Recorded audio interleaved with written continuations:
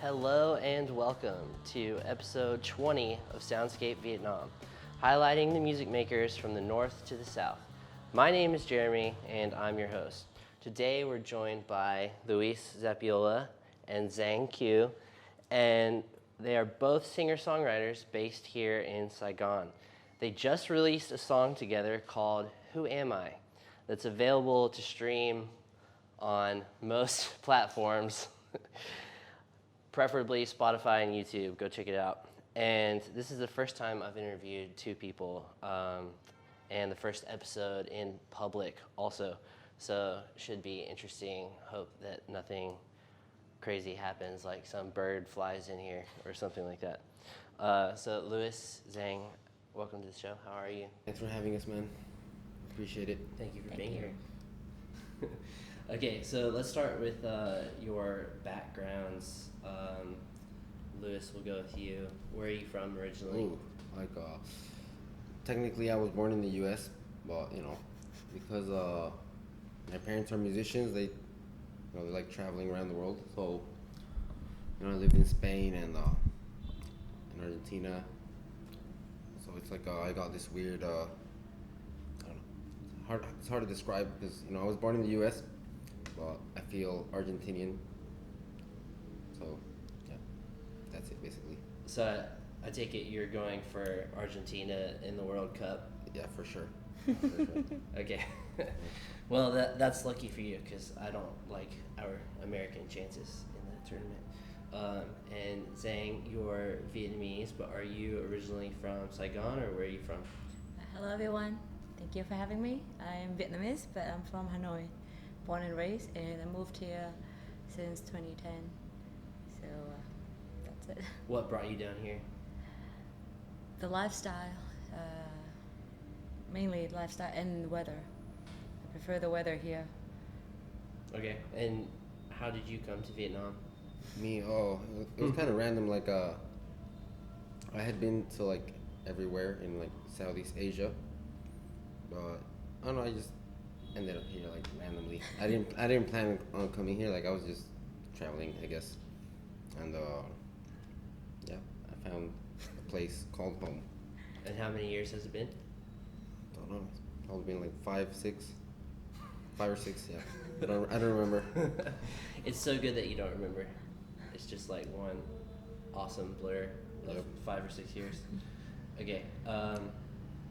So in terms of your music background, how did both of you get started into music?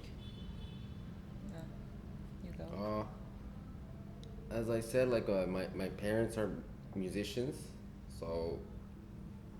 But I was never really like interested in music when I was a kid. I just wanted to, be a normal kid, and do normal things and play soccer and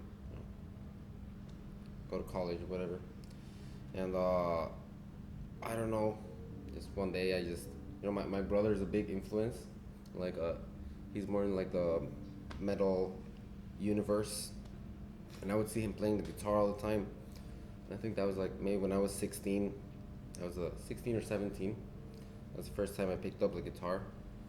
But yeah, when I was 16 or 17, I wasn't like really interested in music, because I would always go see my parents perform, and I would sit next to them and maybe I would help them like set up the cables and everything, and I would like sit on my laptop and play RuneScape or something while they were playing, and I think that like passively I started listening to the songs that they were performing, like the oldies or whatever, and that's how I kind of like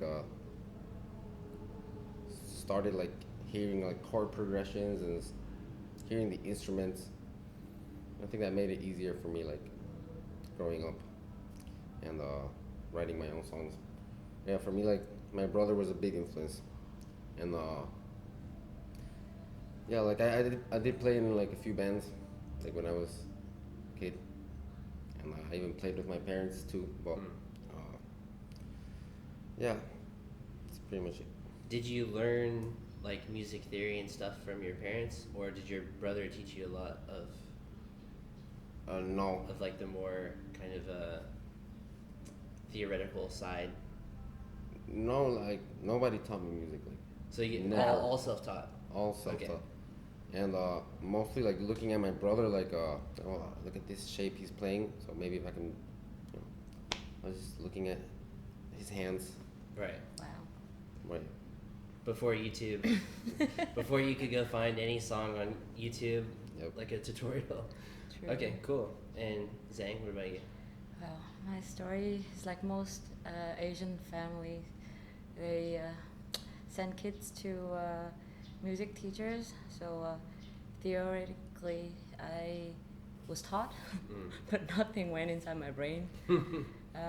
Basically, I grew up in a family that my dad, besides his main job as an engineer, boy engineer, he is also a very romantic person. He's a poet. He also taught himself classical guitar.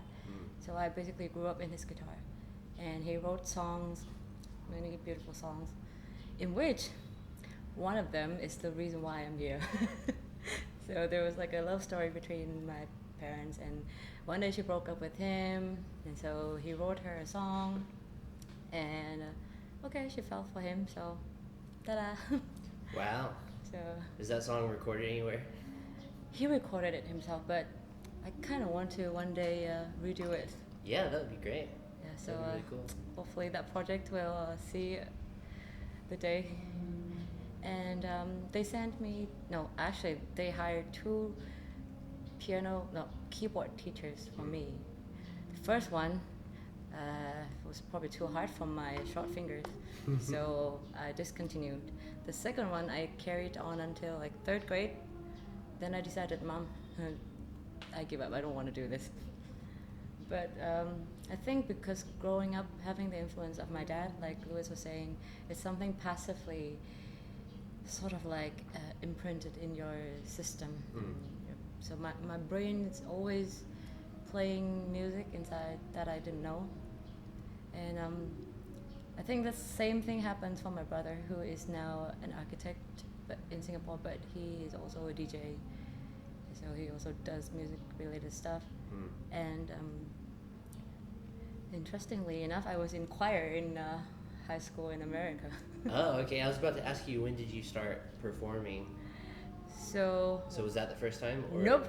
Actually, my first gig was in Vietnam, in the high school in Hanoi that I went to. Can you guess the song? Oh, I know it. I wasn't singing actually. Is it a boy band song, or that era of pop? That is my favorite, but to your surprise, it was Linkin Park. Linkin Park. Okay, cool. So guess the song. That's a good one. I don't know a lot of their song titles. But it's one of the famous ones. Numb. It was in the end. Yeah, you got it. Oh, in the end. Okay. Okay. So still have that video on YouTube somewhere.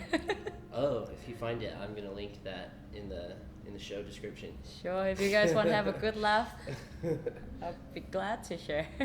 So you were in the school choir. Yeah, so like studying abroad in America. so after that school year with Linkin Park, I decided to go to the States on a exchange student program. And of course I found myself in a choir, in a music environment, and that was actually the first time I was exposed to the international musician vibe, style, and all that. Sorry, off screen someone came to give us water, but we rejected it. So I was also in choir in high school. Oh yeah. It was interesting. Were you studying at like a big high school or? It was a very small high school. The whole town population was like 2,000 something. Wow. So that's the pretty small. That high must have school. been really interesting. My for you. audience of the Linkin Park performance was probably the population of the whole town. Right. Being in Hanoi, capital and big city.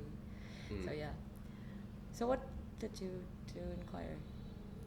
Well, you mean like which position? Yeah.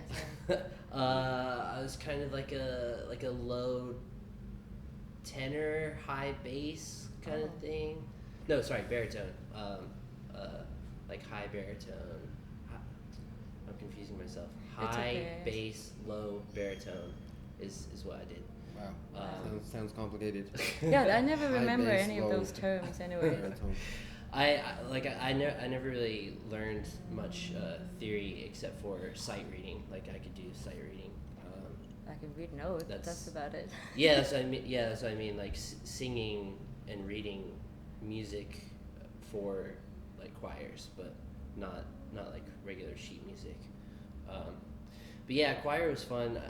In a small town though, like you're kind of looked at as a bit weird for being in a choir. I don't know if that was your experience. I was already the weird one, given I was the only Asian person in the whole town. Yeah, I entered my first day of school, and then I heard some kids saying, "Oh, the Chinese girl," and I was like, "Go back and study your history books." I'm sorry. Which state was that? Washington State. Washington State. Okay. So I was by the Canadian border. Well, it was really fun. Like all of the people there were very friendly, lovely. That was just some honest kid's opinion. Seeing a very rare Asian there, black hair. To be honest, I was wearing a Chinese top, so. You confused them a little bit. So yeah, the experience in the choir time, because I remember I was always singing harmony. Mm-mm. But because growing up, I always listened to boy bands and, like you said, Backstreet Boy or Westlife and all that, to the point that, Michael learns to rock like most Vietnamese kids. That's sort of my way of learning English too. And I knew the song by heart so much that I started to sing it differently in my own time. Like, so I never let the singer just sing I always let them sing the main one, and then I would do harmony to their song. Right. Yeah, that's good. That's good practice. Yeah. So for the choir, I was also doing that, and I guess that's a very big influence on me, with very strong melody oriented. Yeah. Nice. Okay, so let's jump ahead to recent times. How did the two of you meet? Oh, it's a long story. So you can give us the short version. All right. So we used to play in a band together. Yep. Anesthetic Youth, and that's the name of the band. And we were in that band for like a few years, and now we're doing our own thing, I guess. And that's the short version. That's the short version. That's a really short version. Okay. Yeah. So we were together in a band. Yeah. Yeah. Right. Okay. I was the drummer. Right. Clarify that. The one that held my tempo. Yep. I feel kind of awkward asking these questions because I already know all the answers. Yeah. For the viewers or listeners, it's good information. But here's a question I don't know the answer to. What made you want to do a song together as solo artists? Like I love creating music, like whether it's like being in a band or playing, I play the bass for other people. I love playing the drums. I love recording, producing. I love doing so many things. So I can't stop, I can't stop creating. I just love it, that feeling of I don't know, that anything could happen. You know what I mean? Like I just love writing songs, and I can't be doing like one thing. Like I don't like being like a drummer or like a guitarist or whatever. I like not in a box. Yeah. But I don't consider myself like while I do play instruments like decently, I see myself more like as a director of like something, like a big picture thinking kind of. And I always liked writing songs and also playing covers or whatever. But yeah, I can't stop creating, so there you go. And for this song, like I don't know, I felt like it needed like something special. Thank you. And I needed like female vocals. So I know Zhang, so instead of like talking to someone random, I'm just gonna ask her, you know. Nobody on Fiverr. No, nobody ever, unfortunately. Well, I always love singing anyway, so any offer to collab with my friends and anyone, and also we were in a band, we're like family, so of course I would say yes. Right. And what inspired each of you, either musically, but especially lyrically? I'm curious about what inspired you, because I listened to the song a couple of times. I have no idea. Well, Louis like, wrote the song. Okay. I wrote the parts like the thing is that I'm working on an album, and like not every song has to be like super explosive, like 3-minute kind of verse chorus, and like some songs are more like an adventure, like an experience. And this song like went through like several, you know, different variations or whatever, and it was one of the first songs I wrote like for this project that I'm working on. But it took so much to like record, because you know there's like UFO sounds and there's like robots, and There's a lot of layers. there's so many things going on in this song. And as I said, since this is not really like, I don't think it's like a single, because you know a single is more like has more like a universal appeal, because this kind of song is more for like the patient listener. And when you listen to the song by itself, it's kind of like I don't know, the lyrics are strange, but like within the concept of the album, I don't like calling it like a concept album, because it's not like a, you know, Pink Floyd or like American Idiot or whatever, where there's like characters or whatever. But I think it's a loose concept album. Like sonically, it does have a concept, like Like a story. yeah, like sonically, and in terms of like story, like you can tell there's a beginning and end. And you know, this song is like I think it's about like the end of like the album, or because my songs are most of the time about me. I don't like writing about other people, 'cause I just feel really uncomfortable. So I just write about myself. And in terms of like lyrics, I like being mysterious sometimes. And yeah, I think, you know, most of my songs are about me and about my life in Vietnam, and you know, Your the things experience. I've been through, and mistakes we make, and I don't know. But it is a strange song lyrically, you know. I think Maybe it's really beautiful. you got to read the lyrics, so like you got to read them a few times. And I don't really like telling people like, oh, you know, this song is about you know,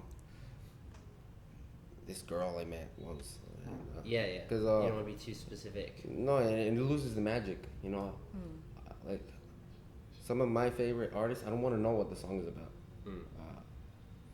If I knew, it would lose like I'd rather have like the listeners like read the lyrics and be like, Your own imagination. yeah, like I wonder what he meant with this metaphor. Like, what does it mean? You know?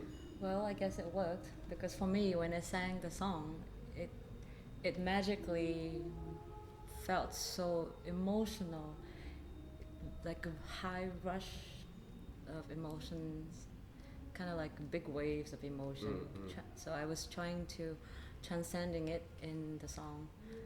We actually had to record it twice, but if I could do it again, I would do it the third or fourth time as well. Because the first time, well, I'm more of a lower range tone voice, and his song, those notes were actually higher than my range. So the first time I recorded it wasn't up to our standard. So after some time, I don't know, maybe I was going out and screaming and That's yelling right. my lungs out. So apparently, So some parts are like re-recorded and remixed and mastered. And we basically re-recorded everything. yeah. So I got to that note, thank goodness. Not the perfect one, but with all of that struggle personally for me to sing this song, and the rush of emotion, it really felt to me like I try to transcend it into the melody that I created. And Voice. I just think it's so interesting. Like it's like my vocals and the second verse she sings, and then we sing together. I love those things that make the song different. And like I've always liked heavy music, like metal or whatever, and like there's a little bit of riffage towards the end, Kind of dramatize the song. but it still has like that pop rock feel, and in some way like it reminded me like of our previous band. Like that was the kind of vibe, I thought it had like that vibe. So sometimes I can write a rock song, a heavy song or whatever, just that I have to make it fit in the Lewis universe. Right, right. Well, I kind of felt that in the second half of the song, I guess. But in the first half was definitely more like pop rock Like kind of Lewis thing, and universe. then it kind of like got darker and darker, and like you said, it was like waves, which I think is cool. Like just suddenly it changes, and then it makes you feel something different. So like there's kind of a beginning, a middle, and an end that are all sort of distinct. And I thought that was really interesting. That's why I listened to it twice. Like I listened the first time, and then I listened again, because I read your message about the UFO sounds, and I was like, wait, where was that? And then I listened again. What you said was interesting about how it made you feel, and then what you said about how you don't want to tell the audience what it's about, and that I think that telling the audience what something is about sometimes affects how they feel when they listen to it. And I'm guilty of doing that. I often It also at depends. a show tell the audience what it's about. It also depends on like what you want to come across as. Right. I like being like ambiguous and keeping that kind of like I don't know, like that vibe. You know what I mean? So it's the way I do it. Like I don't really like telling people, oh, this song is about this thing. I mean, this. I don't know.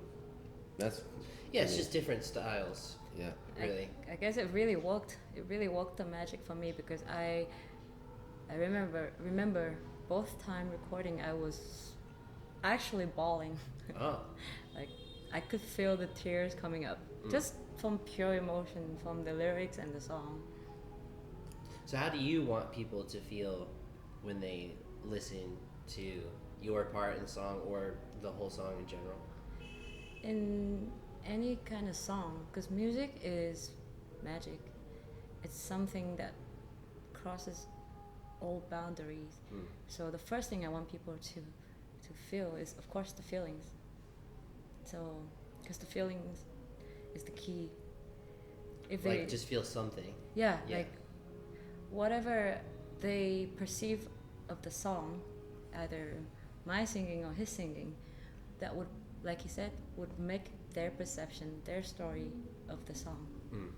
For me, like the most important thing is a sense of identity that you have as a songwriter, and that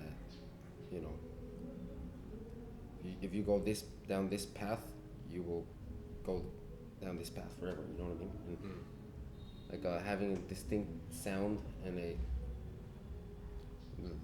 that's more like we're getting into like songwriting, but like I don't like songwriting during the production. So like before I like record the song, I just sit on my bed and I'm like, I know what I want to do, and this is what I want people to hear. This is me. My I would never change this the way I write songs. Like everybody knows like the music I like. The strummy pop rock or whatever. And I think it's so important, like for an artist, like if you have your identity, the other people are gonna see it and they're gonna be like, you know. Your trademark. Yeah. And I think people can feel it. They don't have to necessarily understand like what does that line mean? It's so vague. What does that mean? I was like, I don't know. It sounds cool. Right. Sounds cool. And you've subscribed. Yeah, I mean, I don't think that every song necessarily needs to even have a meaning. I mean, there are all kinds of songs that just have sort of nonsense lyrics, but because the instruments are really cool or have a certain vibe to them Exactly. that makes you feel a certain way, Yeah. even if it's just like silly or Yeah. whatever. Because basically it's creativity, and creativity includes streams of thoughts. Right. There are songs and melodies that just busted out of my brain. Now looking back, sometimes what was I even talking about? But at the time, when the melody came out, the lyrics came along at the same time. I thought it matches. We might have to fix the lyrics a bit. Sometimes just words fall from the sky. Exactly. Like, there's like one or Exactly. two words that are like that they just pop up. Yeah, They like just, you're in the like, zone. Boom! It's like that word has to be there. I Yeah. don't know how I'm gonna fit it in the song, but I'm gonna put that word there because there was like a sign from heaven or whatever. That word has to be there. Yeah, Right. it's one of those moments. Right. I'll figure out how to fix the lyrics later, but that word has to be there. Like, Right. I don't care if it doesn't make any sense. Yeah, it's a interesting thought into the songwriting process. Now I want to ask you both about music in Vietnam and your opinions about some things of the music scene in Vietnam. I know that's a really broad topic because that could include hip hop, pop, rock, whatever, singer-songwriters, whatever. But just generally, what are some of the things, like characteristics, that make the Vietnamese music scene interesting? I guess for me personally, for my age, my perception, listening to music in Vietnam for quite some time, these days the market is starting to have more and more talented young artists, and that's a blessing. And that just brings up so much more creativity to the scene, and the next generation, getting better and better and better. So we get a lot of cool stuff every day, be it from one genre to the others. We're seeing more upcoming new bands and artists and singers and producers. So that's a blessing. Okay. I love how a lot of artists here collaborate. Like they collab, and that's how kind of Enhance. they go to the next level. It's really nice, really interesting, and obviously some genres of music are like haven't really exploded yet. Like but it's always improving. I think there's so many cool bands, and I always go to gigs. And, I don't know too much about other genres of music because I'm like a rock person, but yeah, I think the scene is great. Who are some artists or bands that each of you would tell people out there to look up, like emerging kind of The Cassette. artists that you like? There's a band called The Cassette. Yeah. They're really good. Yeah, check them out.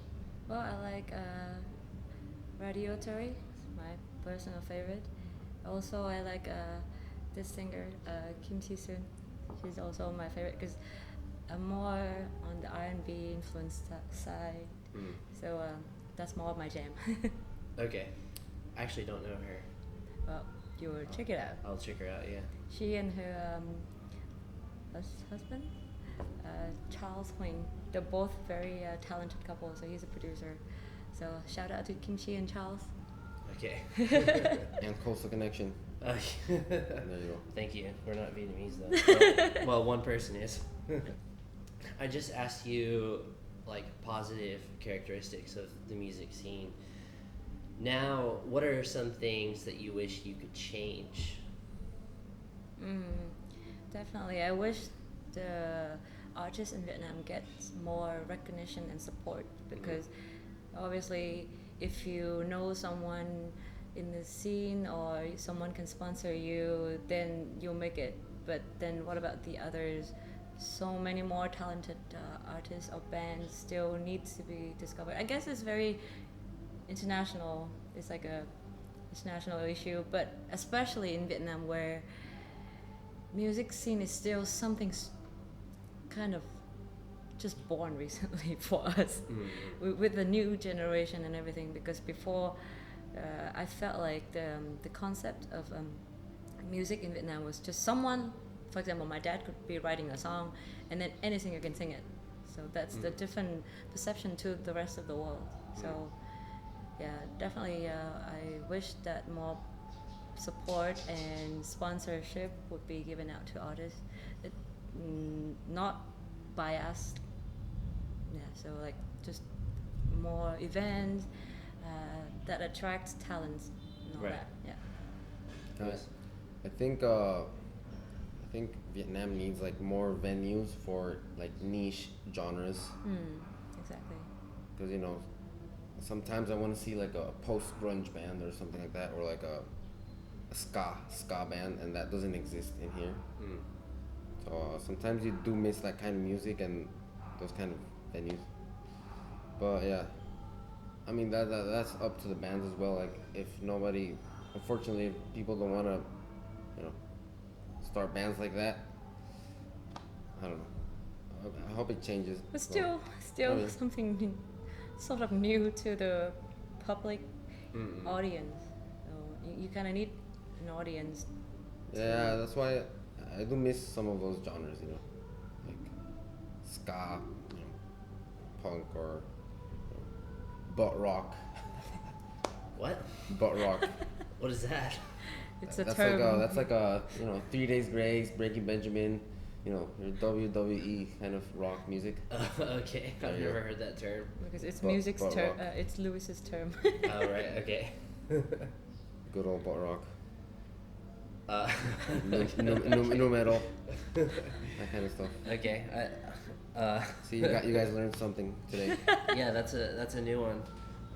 So I think what both of you said, part of it just comes down to like money available for artistic endeavors, because Vietnam's also lacking, art galleries or dance studios, Yeah. things like that. Because I guess a lot of people, if they're more worried about their family eating and paying rent and stuff, then they don't have like the extra time or money to go out and see a rock band or Yeah. go watch ballet or whatever. So part of it must be just like a developing country. Yeah. But I mean, It's you're getting there. Vietnamese, so you can say, has it improved a lot in the last 10, Of course. 20 years? Of course. I'm seeing more open gigs, public festival that famous famous producer, songwriters have been thrown for artists, stuff like that. But what I meant is, I wish there are even more for the less known artists. It could be from anything. Could be from a community event. It doesn't have to be like someone big that throw the event. So like, if everyone is more paying attention into the art scene, that Right. would be great. Yeah. Any Yeah. thoughts on that? I agree. I agree with you. Okay. So now we're gonna do what I call quick fire.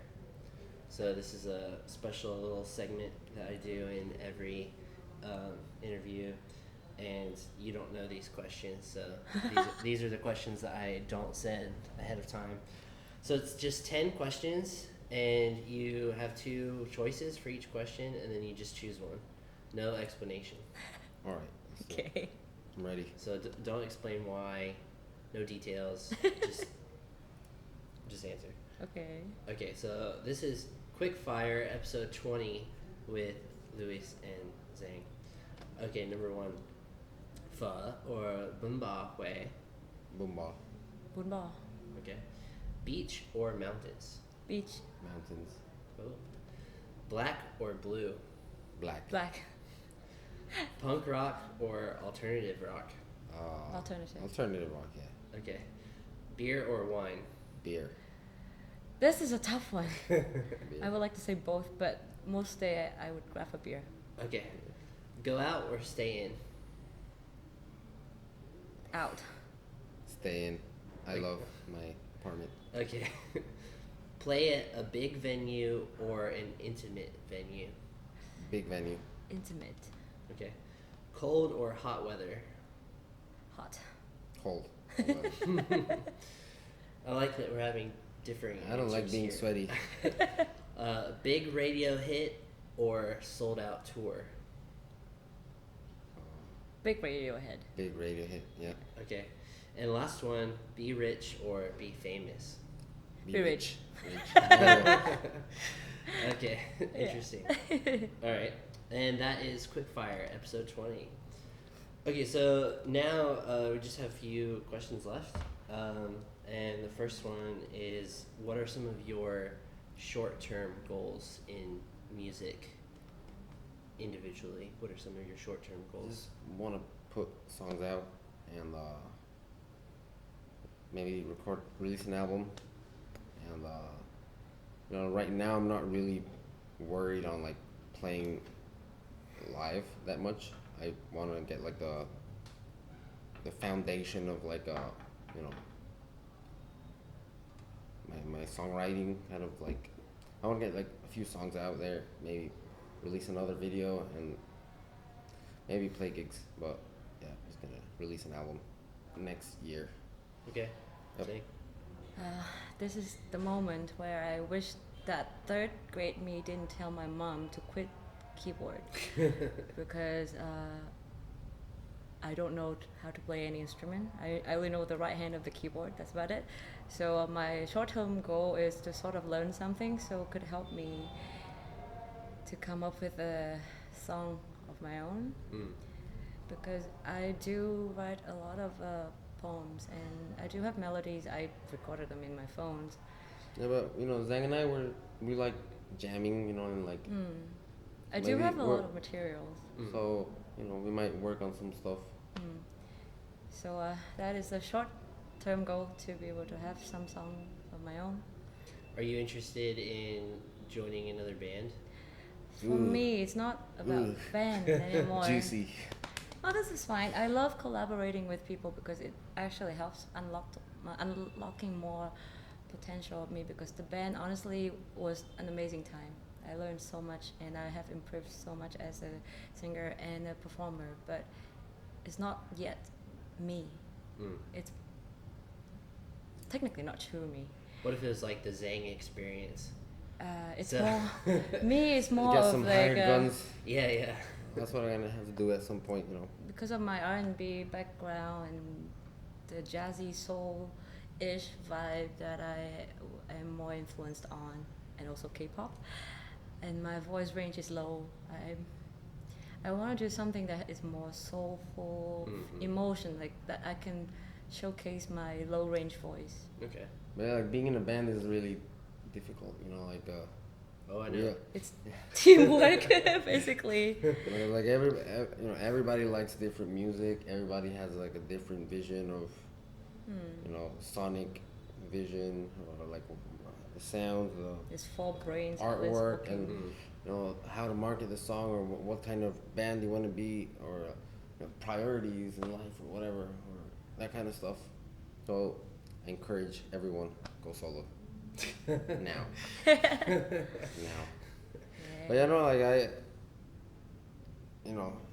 it's good to be in control of, what you're doing. Yeah. Like if somebody asked me to like join a band, I'd be like, no, cause I don't, as I said, I don't want to be just the drummer. Like I really need to be involved in it, and you know, you have 4 or 5 people in the band, and everybody wants to go in a different direction, and it can be complicated. So, you know, some people have the skill sets to do everything by themselves, and some people just don't. So, some people are better at being a frontman or front woman, and like I'm not like, I don't like being like a frontman or whatever. I like being on the side or behind the singer. You put me on the spotlight. Yeah. Right. But you know, it's not for everyone, I guess. And if you do have the skill sets to like write your own songs and like do your own stuff by yourself, like, you know, It's a blessing. you can go ahead and go for it. Well, We got pretty far off topic there, but that was a good mini discussion in the I mean, in like, the question I asked. not like entirely being in a band, but stuff like collaborating with other artists, Yeah. doing some side projects. That I think I'm always up for it. Like joining some more artists' songs, Yeah, for yeah. example. Yeah. Or if you have someone that you normally work with, or you like, and can continue making music. In the end, it's all about making music. Yeah. Creativity, that's what matters. And it's also about like, connecting with people, you know, like Yeah, sure. like as I said, I'm not gonna go like on Fiverr and collaborate with someone. Or I know Zang, I know you, and you know other musicians in Saigon. You can collaborate with them. Whether it's could be anything. Could be like giving them feedback, helping someone, producing, not just like in a song.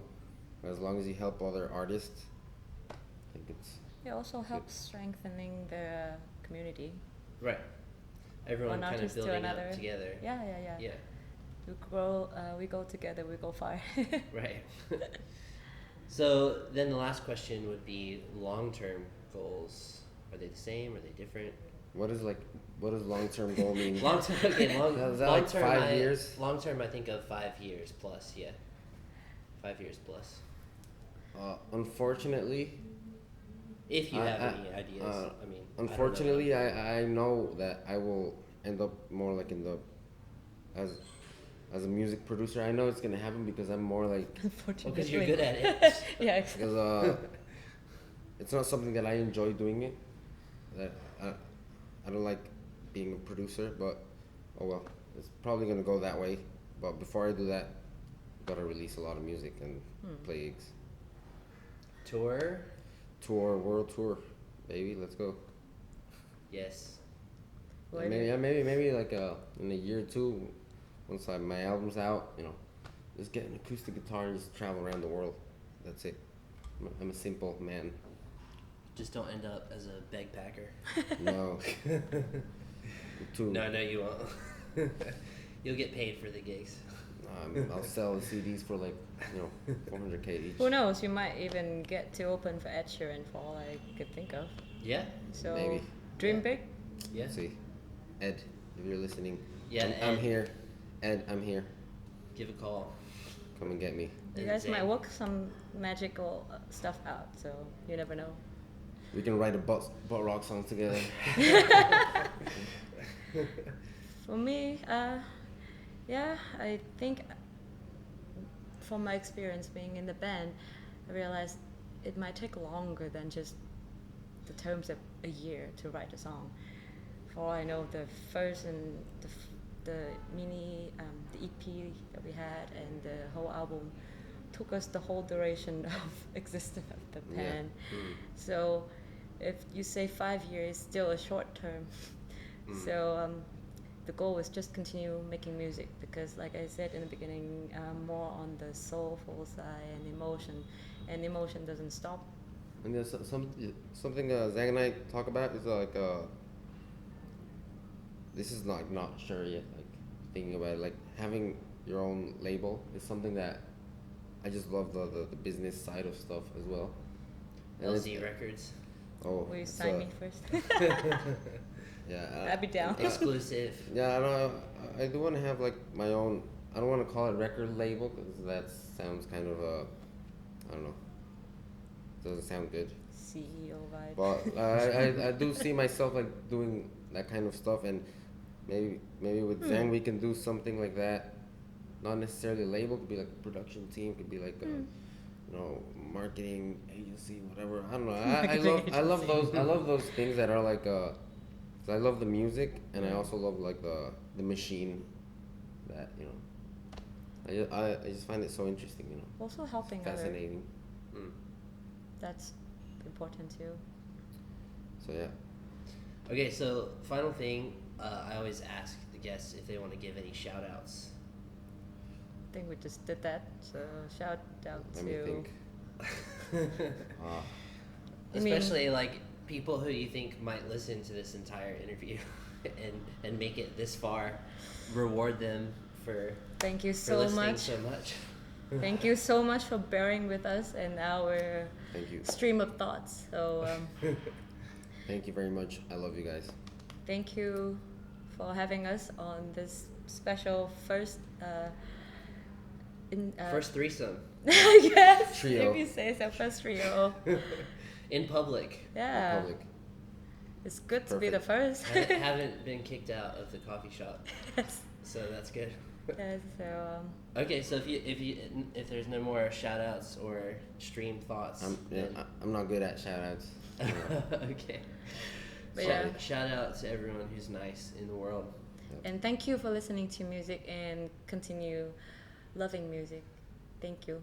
Yep, thanks. And especially the people supporting live original music in Yeah, Vietnam. original Much music. appreciated. Yeah, that's a Original big music. thing. Okay, so that's episode 20 of Soundscape Vietnam with Zhang. I'm so used to the southern It's accent. okay. You can call me both ways. Ziang Kieu and Luis Zapiola. I'm gonna put links to whatever they tell me they want me to link. I want to watch that. I want to watch that Linkin Park video. Yeah, so maybe the Linkin Park video, Spotify and YouTube channels, and Sure. all that good stuff. And yeah, see you on the next episode. Thank you. Thank Peace. you. Bye bye. Peace.